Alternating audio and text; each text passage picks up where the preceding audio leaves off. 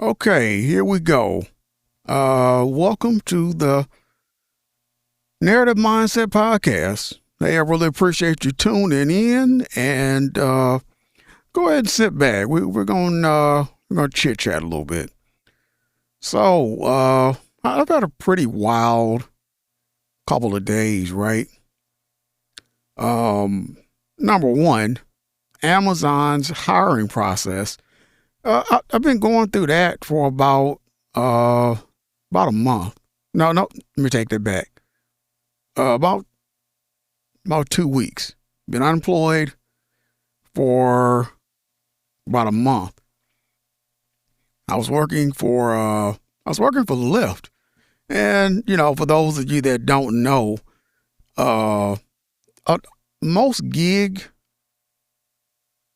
jobs are they're real volatile, and there's a lot of risk in them, right? And there's also a lot of expense into them. Let me make sure I throw that in there. So I was working for Lyft, and I got deactivated, and you'll hear that from a lot of a lot of people. They got Reddit posts and all kinds of stuff on it. So I was working for them, and they deactivated me. So I finally said, you know what, screw it. And I started applying for other jobs. I mean, I really started, laying out applications, right? So applied at Amazon, and I think 2 weeks went by, I believe, and I never heard anything back. So I said, okay, apparently they're not going to hit me back, so let me apply at another Amazon DSP. So I ended up going over to, I applied like 5 of them, and I ended up I ended up getting a call from the one over at, what's the name of that street? Over on Mound Road. So their process was pretty pretty straightforward and everything. So I went over there and I got in. Their hiring process takes about almost 3 weeks, almost. And that's their paperwork, blood test, background check, yada yada yada, training. I just got done with that. And then I come to find out, when I did when I finally looked at the email that they originally sent me with my training dates on it and my orientation date, I just looked today, and my orientation date is on the 12th. And like I said, I just looked today. Today is the 2nd or 1st, I believe. So, I thought it was going to be next Tuesday, but it's the Tuesday after that. So I said, okay, I got to wait another week before I actually start. So I still said, okay. Training with them was, it was pretty decent, pretty decent. I said on another episode, I think it was yesterday's episode, I believe, I said that I like Amazon, no matter how people talk about Amazon. One thing that I noticed myself about their environment was the fact that everybody's, it doesn't seem like anybody's upset in there. You go to some of these places that I've worked at, and everybody's pissed off. And it's just like, dude, what? You're pissed off. I mean, I know why. I'm not gonna say it, but I know why. I mean, if a new guy just starts and you're already walking around with this mean look on your face, it's like, dude, it's not that serious. It's really not. It's not that serious when you actually think about it. We're, at each other's throats over, at the end of the day, $15 an hour, you know. But what was I saying? Yeah, I said Amazon's their environment is really friendly. I like the staff. They're really cool, really good attitudes and everything. I'm not sure how long that'll last, but really good attitudes and everything. Good environment, good people there. Um, and just coming from a different environment than that, it was refreshing, to be honest. So their training process. Today we did a road test. You have a ride along. You have another person in there with you, and you kind of go up the street and around the block or whatever. And they kind of test you on, just basic driving, changing lanes, stopping. She kind of gives you some pointers on what to do, U-turn, things of that nature. So I did that. I passed that. And then we had one test yesterday on chapters 1 through 5, I think. Because you go through these modules for a couple hours and you just finish those. Then at the end of the class, you take a test. And then the next day, you go through another couple of modules and then you finish the test. And we also had they have a VR, like a virtual Amazon driving thing, which is cool. I've never used a VR set, but we did that, and you're basically there with a driver, but you have on a virtual headset. So that was pretty cool. I mean, it was okay. It got old real quick, but it was pretty cool. So after that, we got done. Luckily, I was called for the road test. I got called. They called me like second. So I was like, okay, I can deal with that. Everybody else was pissed off because they thought that they were gonna go like from the front of the room, but they went in like a real screwed up order. But it was still cool. But when I was leaving, I was on my way home, and I started thinking, right? Because I started thinking about, I got to wait another week, and it'll probably, I don't know, another, who knows how long after that before I even get a paycheck, right? It'll be next month sometime before I even get a paycheck. So I started thinking. I said, that's 2 months that I have been. That's 2 months that I've been unemployed, right? And I started thinking about what an old friend used to tell me. His name was Mr. Reed, and he was basically kind of the only father figure that I really knew, that really in a rough edge kind of way sometimes kind of took the time out to do things that a father would do. Even, like I said, even in with a rough edge sometimes, because he didn't really give me a whole lot of leeway. Sometimes he didn't really take it easy on me. He said it like it was. But one thing that he told me, he said that if you save money, money will save you. And that's a really important thing that I kind of want to start on, because I think when people talk about day ones, they say, hey, this is my day one, this is my, I ride or die or whatever. Money is my day one, right? because money has been there, has been there for me. Whenever I was there for money, money was there for me, right? Money has been, when you think of somebody who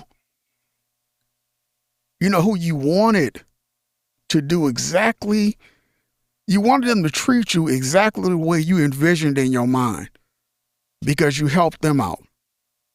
Who did it? It's nobody.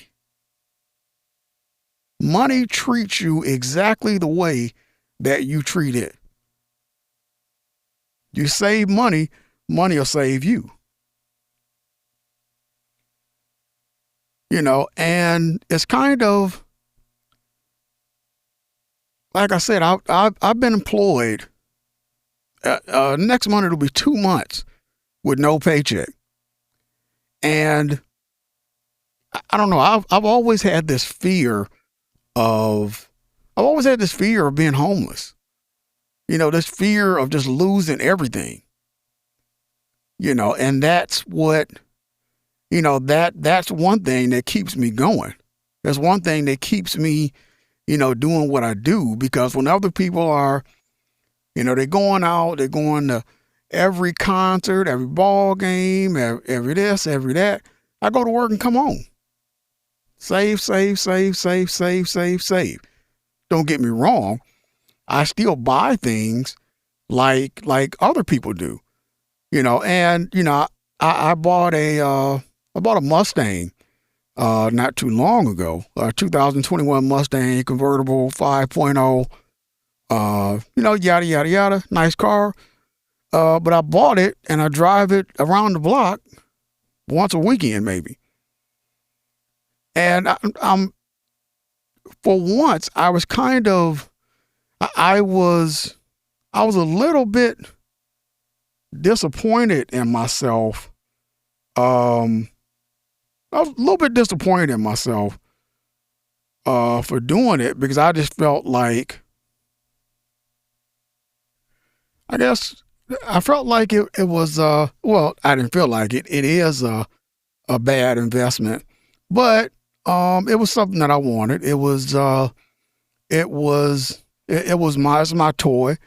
And, it's ridiculous. The Blue Book value on it is like, I think they want like 29,000. It's like, dude, I'm not giving you a Mustang that looks like that in mint condition for $29,000. It's just not going to happen. That would just be foolish. I'd be losing money and my toy. So I'm not doing that. But like I said, my strategy was, it was different than what most people do, because most people save whatever's left over. For me, I paid off my loan. I paid off my signature loan. I kept my checking where it was supposed to be, because I was always staying ready for the one day that I knew was going to come. And that's the day when everything goes to hell. And I think, I'm not going to say, don't get me wrong, I'm just talking about me. I'm not saying that I'm better than anybody, and I'm not saying I'm better thinking or whatever, it's just my system. I just misunderstood. I understood something that I wish a lot of people would understand and take as seriously as I do. Some people take it more seriously than I do, don't get me wrong. But it's just that, one day, you're going to need that. You're going to need that money that you borrowing or have access to or had or whatever, and I just don't think, there's a lot of people that don't think that far ahead, because I see them all the time. When I go to job interviews, when I was doing Lyft or whatever and everything. And most people don't think that, nothing bad will ever happen. And then when life itself hits them. It's like, you don't have a savings, you don't have, you don't have anything because, you didn't think about this, when you were doing good. And like I said, please don't get me wrong, because I buy a whole lot of stuff that I probably shouldn't. I probably redid my wardrobe, and just this podcast stuff was a couple $1,000. So don't get me wrong, but it's different, and I'm like that because I guess, and don't laugh at this, but when I moved out of my mother's house, I moved out of Kalamazoo. I moved out of that comfort zone of that hug of comfort, where I knew I had something to fall back on, and that was my biggest fear, and which everything hit me when I moved to Detroit. Every fear that I had hit me, and I had to overcome it. The fear of my car breaking down, how I'm going to get to work, the fear of almost, not having a place to stay, everything. The fear of losing my job over here a couple times. That's a normal thing here. Leave a job or, get laid off. I mean, Detroit keeps moving, with or without you. And that's that's something else. It kind of made me think of something else, but I'm gonna save that for another episode. And I'll dive into that a little bit more, and I'll give you a little teaser. It's the root of is the what? How do they say that? The love of money is the root of all evil, I think they say. But I'm going to stop right there because I'm going to talk about that in another episode. I'm going to get kind of deep into that on what I think about it. But yeah, it's, it amazes me, how me personally, how I handle these certain situations. And even right now, I'm still looking at what I have access to and just kind of saying, okay, I'm checking in front of it, to see, okay, am I good here?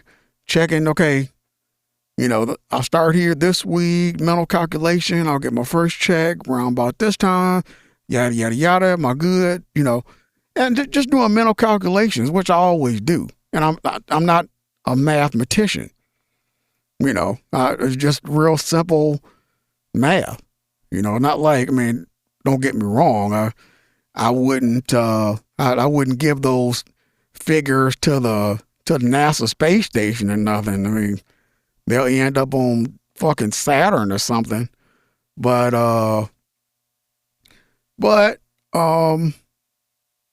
it was just a good feeling.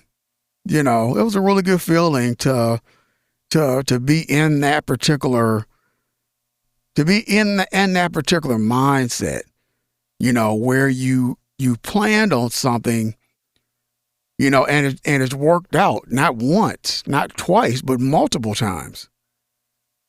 It worked out around COVID. It worked out then. When COVID hit, I went home and kicked my feet up for a couple months while the world pretty much came to a halt.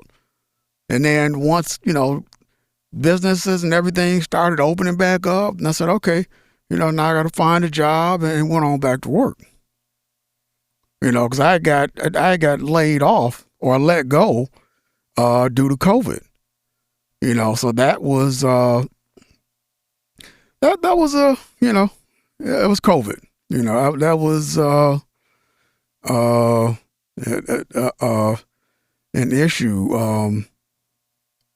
Trying to figure out, was that why they ramsacked the the federal building or what? I can't remember. I remember some lady. I was out doing. I think I was on my way to the grocery store, and I don't have cable, so I don't really watch the news too much. And then I got out of my car, I'm pumping my gas, and she said, I hope they don't, hope they don't do damage. I hope they don't hurt anybody. And I'm looking at her like, what the hell are you talking about? And I still didn't understand what she was talking about. So when I got home, then I watched it on the, the little news app or whatever, and saw that they were doing that. But, it's not even about that. The insurrection. That's what it was called. But, yeah, my plan has worked out. It's worked out a couple times for me. And I think that's why I keep doing it. It's just for me, it's just a fear that I always have, and it's just like, that's what, that's the way I live my life. I live my life with that fear in me all the time. It's like a fear of, fear of going to prison, fear of going to jail, which that fear, not as great as the fear of losing everything. Fear of losing everything trumps everything. Because the stuff that I have dealt with, all because I just said, you know what? It's not worth it. Because for me, one measly misdemeanor, everything comes crashing down. Everything comes crashing down. That's how fragile, that glass palace is right now. One measly misdemeanor, the whole thing comes crashing down.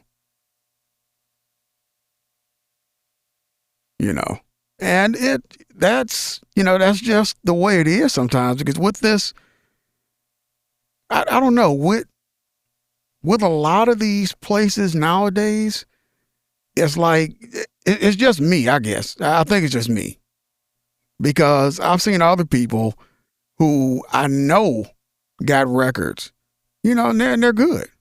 But me, it's like, it ain't happening. It's not fucking happening.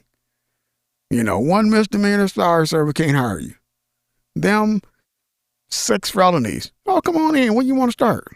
That's just the kind of luck I have. It's I don't know. It's I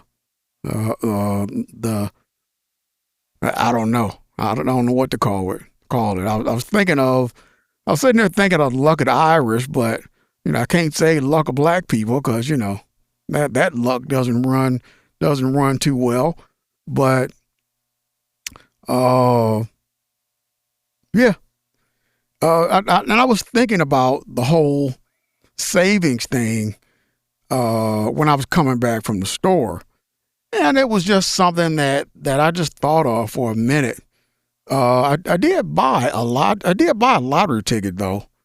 I've been kind of hooked on this one number that I've been playing with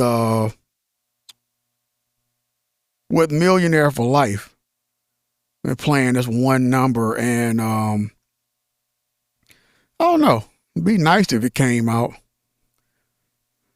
because I was thinking about that too, and I was kind of thinking, what would I do if I won Millionaire for Life? Let me see. Me personally, if I won the Millionaire for Life, right?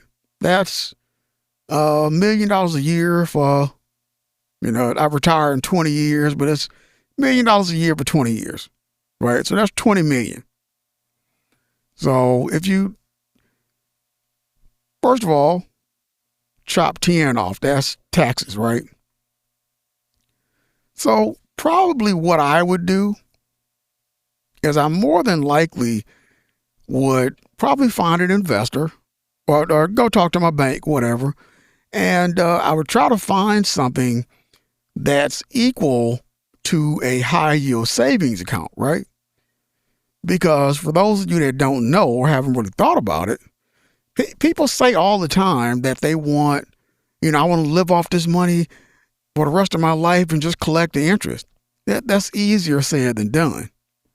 But a kind of a guaranteed way that I have found that in 20 years, your money is still there. You're just collecting the interest. Is a high yield savings account. And high yield savings account is at the current rate, 3.2 something, that's like $8,000 a year. So for every million, you're getting 32,000 a year per million, right? So if you say, we'll say 5 million if I put that up. So I got two daughters. Say 5 million. If I spread that out, then we're talking 15, what? 15,000, 15,000, 8, 16, 24, 3,200 times 5. Yeah, about 15,000 a year. About 15,000 a year, which doesn't seem like that much money. So if I took the whole 10,000 and put it in there, 10 million and put it in there, that's 30,000 a year. Which it is doable. Especially if you said, okay, that 32,000 or whatever, this is just money that you use it as pocket money. Who doesn't need an extra $32,000 a year? And especially, my daughters, they're like any other daughters or sons. They treat you like a bank. Dad, can I borrow this? Can I borrow this? Can I have this? Can I have this? It's like, look, my daughter called me, I think it was yesterday, and came up with some story. I got a new job. Can you give me some money for a bus pass or whatever? I said, look, I've been unemployed for a month. Can you give me some money? Well, I ain't got no, come on. Let's kind of think about that. Because you're better than me when I was growing up. When I was your age, same thing. But my mother, back when I was growing up, it was like, you borrow some money. When am I going to get my money back? And when that day came, I ain't chasing after you. You need to be here with my money or we'll talk about it next time I see you. You know what I'm saying? And, but back to what I was saying, if I won the millionaire for life, I wouldn't tell my kids. One of them, I don't know, kind of shaky. I don't want to be on Dateline News because she found out I had money and, all that kind of stuff. My youngest daughter, Jasmine, I would definitely tell her, because she's just going to, go out and live at the Louis Vuitton store, and I remind you, she lives with her mother, but she got an iPhone and all this other stuff and will not let it go. It's like, Jasmine, you have a you're living with your mother and you have a phone that's about the same amount as her rent. I mean, let's kind of get serious here. But at her age, she's 24. At her age, you really don't understand it, or you really don't care. I mean, when I was her age, I didn't care. It was like, whoever was telling me was I'm gonna say this. I told a friend of mine, going in one ear and out the other one. But he said, hold on. He said, I don't even think it's making it that far. And we were talking about other people.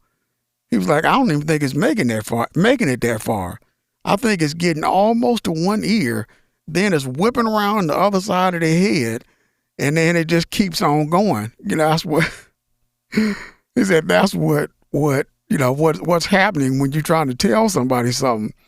It's not even passing through one ear to the other one. It's getting one ear, going around the head and keep going. Man, I laughed so hard when he said that. That was hilarious. And that was another that was another old school that I was really cool with. Danny, bless his heart. Hated for that dude to go. You hate the real ones. Danny, he was a cool dude, older dude, whatever. He had his ways. I don't think he ever took a shower. I don't know. Didn't care because it wasn't my business. But he was a 100% solid dude. 100% solid. Fun dude. I would go over there. They'd always fix me a plate. He was always barbecuing. He could ask me for anything. Hey, can I get a ride to the store? I'll give you $3. Oh man, you good. Him and Dorothy May. She was dating a guy that I met because they were dating, because I'm friends with her nephew. We grew up together. But every time I went over there, I'd be hanging out over there. She said, hey, Jermaine, you want to play? I'd say, yeah, if you don't mind. She fixed me a plate or whatever. So, that's another one. You never got to pay me for nothing. Every time I came over there, you fixed me a plate. So, when I would go get something, I'd go grab, if I grab me a beer back when I was drinking, if I would grab a beer, then I would grab her one, grab Danny something. I bring something for everybody. Since they, looked out for me, all them times. But besides that, yeah, I kind of got lost on that one. My boy Danny, he was a cool dude, but yeah, that's what I would do if I won the lottery.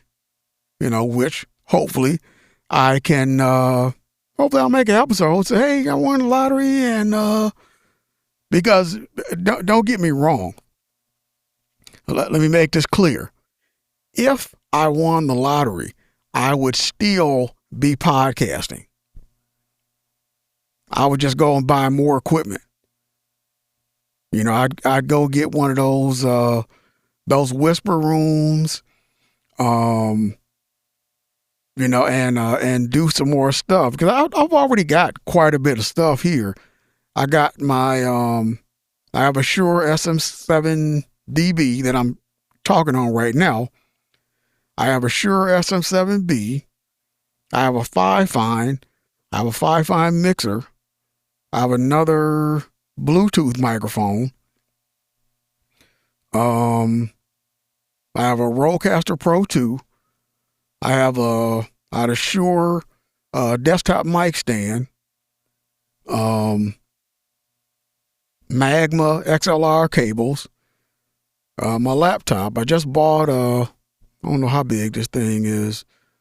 It's a screen, but it's like, I don't know, about 1.5 times as tall and probably 2.5 times as wide.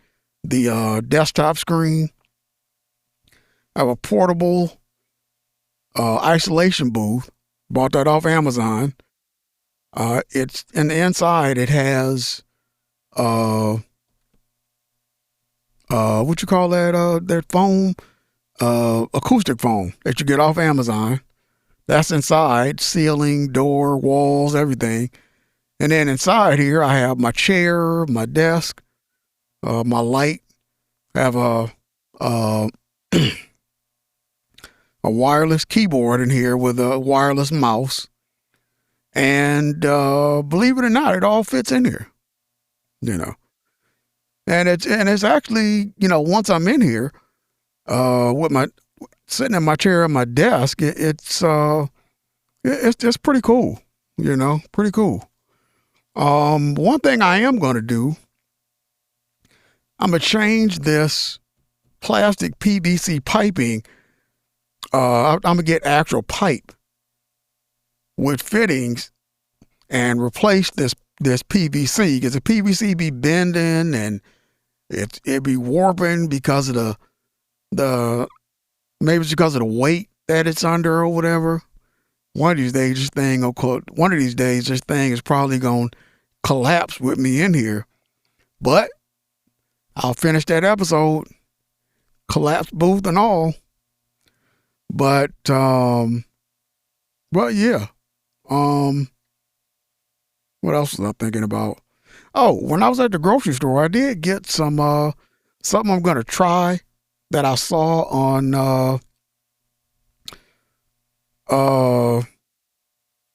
Les's Barbecue. Check him out. He's from Texas. Les's Barbecue. Check him out. He good guy. I'm definitely proud of the brother. He had an idea. He took it and created, something. He providing for his family. 100% love for the brother. A little expensive, but if I had the money, I would, check him out just to show my support. But right now, I can't really, I'd rather spend that kind of money on other stuff right now. No negative comments about the brother. His business plan is his business plan. But if you get a chance, go check him out. Les Barbecue. Well, I think it's Les Barbecue. He's on Facebook, but I know he's in Texas, whatever. Check him out. I eat like an oxtail. Really, his specialty is like oxtail meat. But, what was I saying before that? Oh, I got some, I saw him make a dish on, Facebook. And it just kind of jarred a thought and brought it up of, cause usually I go buy my own flour. I go buy my own, wraps, cause I like making, shawarmas. But usually I go buy my own, wraps. But I was thinking about it. I thought about it the other day and I started thinking, I said, well, if I want to make one the same as where I get mine from, Bucharest Grill, then maybe after I saw him make some, knead out some dough and make some, kind of the same thing that I'm thinking of. And I said, I can go get some whole wheat, dough because I'm a diabetic.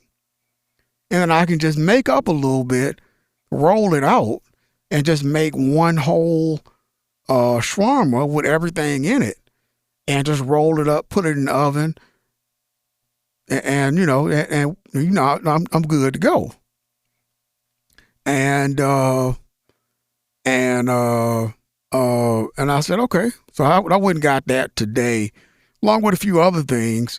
I probably won't cook it today, but it'll be down the road. Just something in the pipeline that I was thinking about. But I got a bunch of other stuff. When I feel like doing it, then I'll probably do it. But it won't be today. Won't be today. But it's an idea. Definitely an idea. Well, I guess that's it for today. I wanted to get on here, give you a piece of my mind.